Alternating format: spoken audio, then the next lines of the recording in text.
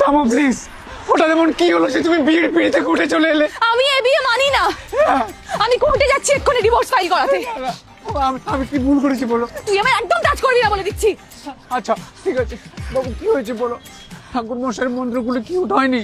হ্যাঁ, মসৃণ হচ্ছে, ফুচকা খেতে ইচ্ছে করছে, আইসক্রিম, চকলেট, এক্স রে কথা মনে পড়ছে।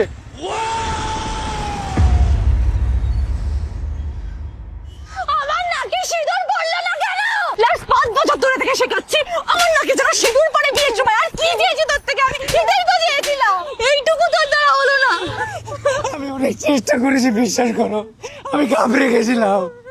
আমি সমাজে মুখ দেখাবো কি করে? সবাই তো বলবে আমার বড় আমাকে একটুও ভালোবাসে না, কারণ আমার নাকে টাকায় সিঁদুর পড়েনি। তুমি তো জানো আমি তোমাকে কতটা ভালোবাসি। আমি জেনে কি হবে? সমাজ তো জানলো না। আচ্ছা আচ্ছা ঠিক আছে, আমরা আবার বিয়ে করব, এবার পুরোটা সিঁদুর তোমার নাকে ফেলবো। পুরোটা নাকে নয়, জাস্ট একটু স্প্রিংকেলের মতো নাকে এখানটায় ডগায় পড়বে। না তোমার ছবি ভালো আসবে না। আচ্ছা ঠিক আছে, আমি প্র্যাকটিস করবো বাড়ি গিয়ে, ঠিক আছে? হ্যাঁ। আচ্ছা পা ব্যথা করছে, কোলে নিয়ে চলো। চলো।